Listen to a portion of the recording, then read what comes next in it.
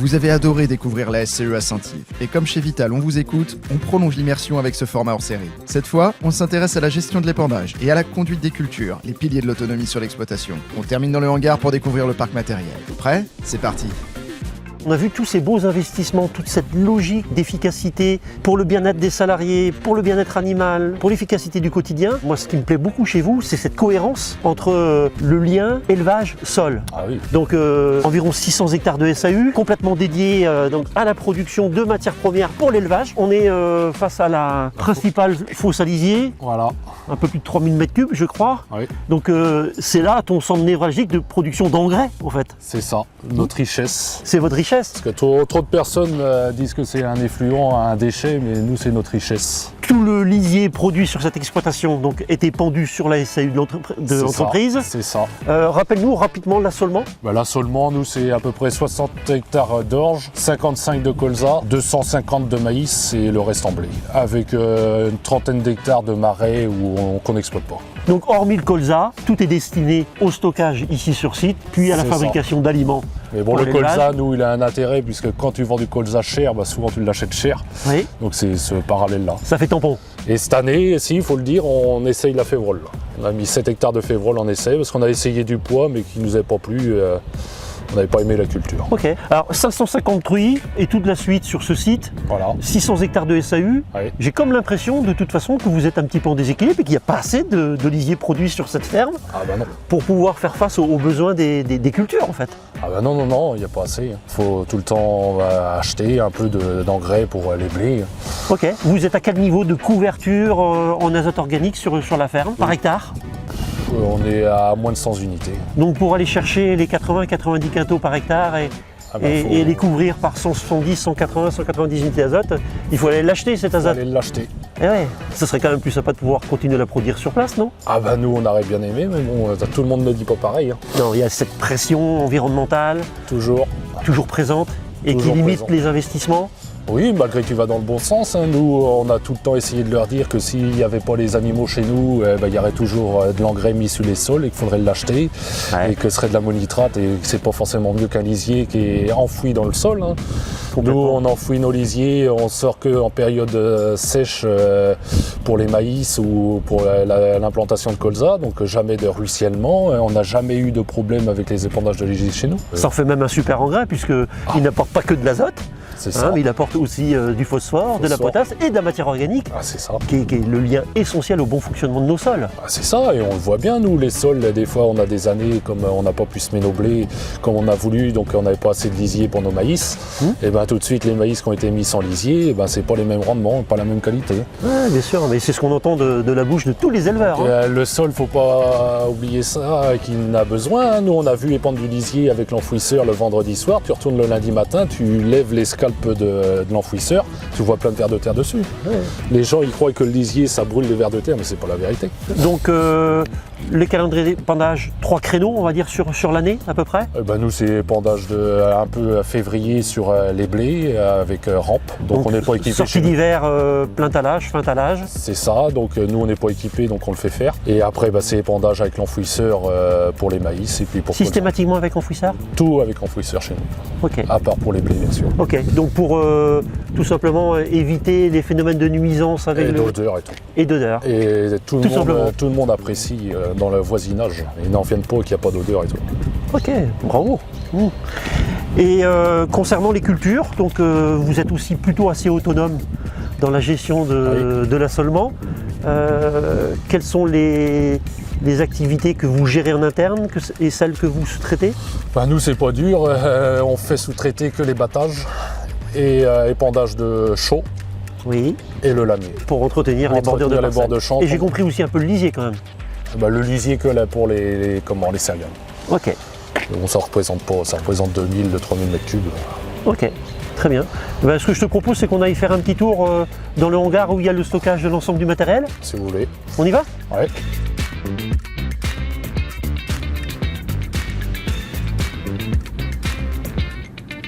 Écoute, on arrive sur le site plutôt dédié à la partie culture.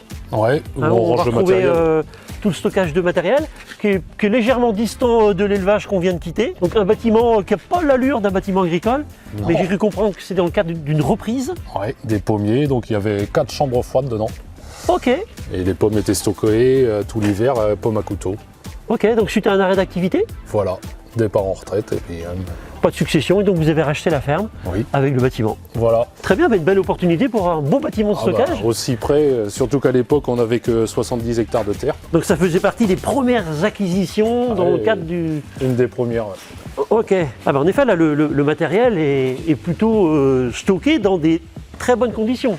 Ah bah oui, dans l'hangar il fait jamais en dessous 10 degrés quand il gèle dehors, Ok. vu que c'est isolé. Donc tu nous as expliqué tout à l'heure que sur la partie culture, malgré la SAU très importante, un peu plus de 600 hectares, vous ne confiez à l'ETA que les récoltes et Les- quelques chantiers d'épandage sur céréales de lisier. Oui, puis un peu de chaud et toute la chaux. Et l'épandage des amendements calcaires Voilà. pour redresser l'acidité des sols. Voilà.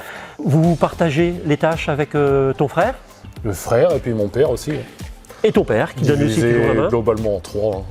D'accord. Donc l'assolement principalement céréales d'automne, colza et maïs. Ouais. 3 grands temps forts Ouais. sur l'année. Oui. Un peu de protéagineux aussi, j'ai cru Oui, comprendre. un peu de févrole, là, 7 hectares de févrole cette année. Comment vous êtes organisé sur les travaux agricoles quelles sont vos techniques d'implantation du culture, si on peut appeler ça comme ça? Pour le moment, on était sur un système assez simple où pour le maïs, on labourait et puis semis après avec préparation de la terre avec le déchômeur à disque, semis avec le semoir à maïs Ouais. en tempo. Là. Ouais. Et les semis de blé, c'était labour et puis semis en combiné à suivre. Et là, aujourd'hui, on revoit un peu tout ça pour arrêter le labour et faire du travail beaucoup plus simplifié, de la fissuration. Adopter les techniques culturelles simplifiées. Voilà. Donc j'ai cru comprendre que vous étiez en phase d'investissement assez important pour justement être en capacité de bien maîtriser cette transition agronomique. Est-ce que tu peux nous présenter rapidement ton parc? Là, on a 2 tracteurs, donc le 930 qui est de 2014, qui a 5000 heures. Donc tous les tracteurs de tête chez nous ont télégonflage. On travaille tout, le lisier est tout sorti au télégonflage avec la tonne à lisier. Et à chaque tonneau, c'est dégonflé, regonflé. D'accord. Et l'objectif est de passer de combien à combien à peu près? La tonne à lisier, tu la passes de 1 bar 8 à 1, 1,2.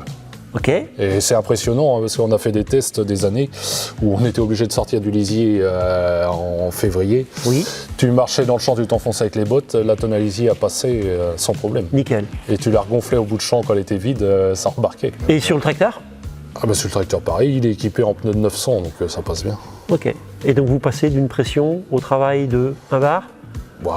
Même un peu moins, tu Un peu descends moins. des fois à 0,8, Ok. ça dépend des conditions. Quoi. Au champ. On aperçoit derrière Un combiné, un combiné de semis avec la trémie frontale et l'ensemble Alpego. avec sa ligne de semis, céréales, donc de marque Alpego. Waouh, il est large celui-là. Ouais, 8 mètres. C'est un outil qui a 8 ans. Qui a 8 ans. 8 On a ans. l'impression qu'il est neuf.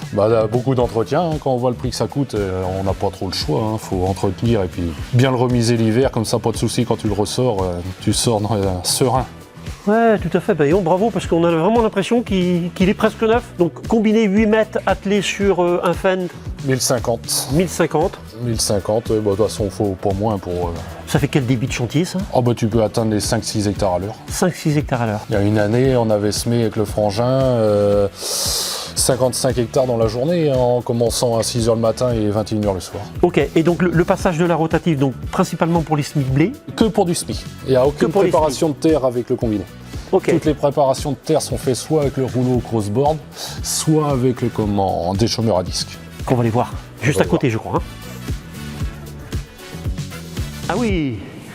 Donc déchômeur à disque au Carling, C'est ça. qui est en parfait état aussi. Hein. Il est quelle année? 2017. 2017. Ouais. Ah, il a déjà 8 ans. Ouais, donc c'est un outil propre. qui a un peu plus de 15 000 hectares de fait. Donc largeur, 8 mètres aussi. 8 mètres également. 8 mètres. Et puis derrière, on a notre préparation aussi pour les terres à maïs. Des fois qu'on a des terres un peu tassées, on repasse du cultivateur. Ok, c'est donc un- attelé sur un 1050 qui paraît assez récent. Le deuxième celui-là 1050, oui. Au printemps, il y a un 1000 qui est sur la tonne à lisier et l'autre qui est sur les préparations de terre avec soit le déchômeur à 10, soit le déchômeur à dents. Et la tonne à lisier, quelle capacité? 31 mètres cubes avec enfouisseur 6 mètres. Tous les lisiers sont enfouis chez nous à l'épandage. Ok, À part là, sur céréales, bien sûr, qu'on fait intervenir un entrepreneur. avec rampe. Voilà. Très bien. Il est récent celui-là. Il a 3 ans celui-là. Et même chose, on a l'impression qu'il est neuf. Si. Bravo pour l'entretien, hein, ça fait plaisir. Oui, on met toujours des bennes nous devant, comme ça les cailloux sont ramassés au fur et à mesure. Donc là, vous avez fait le choix d'un équipement conséquent pour gagner en efficacité, avoir le rendement le plus élevé possible pour y passer moins de temps. Moins de temps, parce que comme ça, nous, il faut savoir qu'aujourd'hui, il y a 600 hectares et un peu plus de 500 truies, et on n'est que 5 à travailler sur l'exploitation. 5 temps complet. C'est ça. Donc 2 salariés qui sont à temps complet à la porcherie, et nous qui faisons les cultures, plus le cochon. Donc il n'y a pas de temps à perdre. Donc il n'y a pas de temps à perdre, et par le fait qu'on a économisé sur le personnel pendant des années, ça nous a permis d'investir un peu plus dans le matériel. Ok, c'est un choix. Et donc là, le dernier équipement, il me semble en date, hein, toujours de marque Cokerling, l'outil à dents. Ouais. 8 mètres aussi 7,60 m. 7,60 m. Et là, on a un autre Cokerling qui va arriver cet été, un Vitu en 6 mètres semi-simplifié. Ok, donc l'outil à disque pour les opérations de mulching, C'est ça. après récolte. Voilà. Et l'outil à dents. Il fait les semis d'engrais vert pas mal. Et relevé aussi pour les semis de maïs aussi. Préparation C'est ça. des terres à maïs. Voilà. Après les lisiers. Ouais. Ok, aération de la structure. Et colza, On travaille à 10-15 cm de profondeur. Celui-là, on peut aller jusqu'à 7 et puis on descend des fois 18. Ok. Mais bon, 18, on y va pas. C'est de l'outil de préparation, après c'est pas de l'outil de fissuration, il y a trop dedans. Oui, complètement. Ouais. Mmh. Et tout à l'heure, j'ai cru apercevoir aussi les distributeurs en engrais, avec d'ailleurs une partie du stock qui a été livré pour la prochaine campagne, j'imagine. Ah, c'est ça, oui. Donc principalement les engrais azotés. Bah oui. Donc là-bas, le semoir à maïs, Vaderstad, donc un modèle 6 rangs. 6 rangs portés, oui. 6 rangs portés télescopiques, qui est de quelle année? Il est 2017 lui aussi. 2017 aussi, bah oui, incroyable. Donc Et là, lui aussi, on a l'impression qu'il est presque neuf en fait, c'est le dernier outil qui nous reste à préparer. pour la prochaine campagne. C'est ça. Sinon, tout est prêt à faire feu. Tout est prêt. Le rouleau d'albo pour les finitions. Ouais. On s'équipe pour au mieux prévoir le temps et les conditions de travail. Nous, c'est pas parce que l'outil est là qu'on s'en sert forcément, on s'adapte à ce qu'il y a besoin aussi. Ok. Le distributeur à engrais. Oui, qui date Kuhn. de 2001 celui-là, mais il est là parce qu'on a point si jamais il y a un problème avec l'autre. Ok. Et le principal que j'ai aperçu à l'entrée, C'est ça. il y a le Vicon là-bas. Le Vicon, ouais. Grosse capacité, Ouais, qui va faire sa 3e campagne. qui fait sa 3e campagne. Et puis, comme on se déplace dans ce beau bâtiment, cette pelleteuse. Pourquoi une pelleteuse? Tu fais venir quelqu'un en TP, il va intervenir le matin au plus tôt, et puis le soir à 17h, quand tu es prêt à travailler et que tu es disponible pour lui, il veut partir. Comme on a la pelleteuse, on travaille quand on veut et quand on peut. Ok. Donc c'est toujours pour- la recherche de l'autonomie, C'est ça. et de puis, l'efficacité. il y avait une affaire à faire, on l'a fait. Et puis, D'accord. C'est toi qui va oui, au volant? c'est principalement. Ouais. Ok. Donc tous les travaux qui ont été réalisés ces dernières années sur le site d'élevage, C'est ça. ça a été géré là aussi en autonomie. C'est ça. Il faut savoir tout faire en agricole. Donc l'épandeur d'engrais. Vous travaillez en largeur de. Nous, le pulvé en 28 mètres, donc c'est en 28 mètres. Mais Ok, celui-là, tout tu est en peux- 28 mètres. C'est ça. Ok, donc le pulvé Évrard, que vous avez acheté d'occasion, Oui, en 2017 aussi.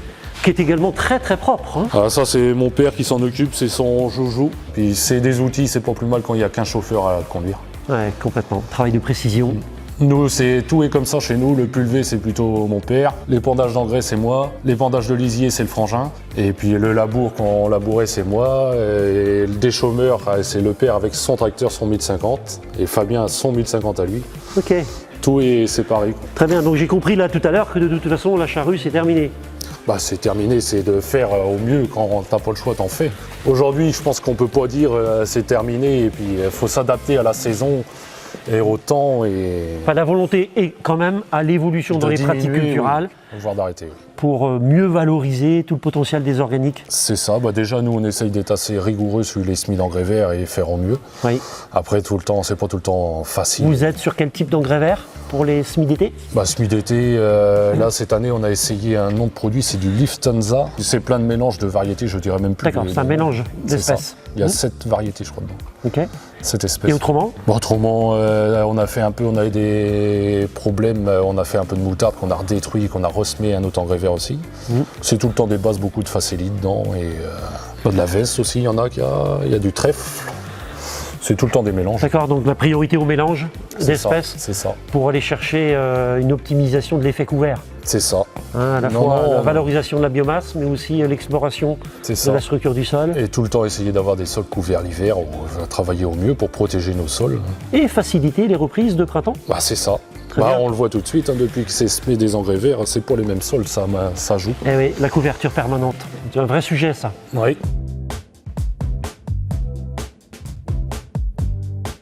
Eh bien, écoute Clément, en tous les cas, ça a été une matinée encore super riche. Merci beaucoup pour ce magnifique moment passé ensemble. Et puis je te dis à très vite. Très vite, oui.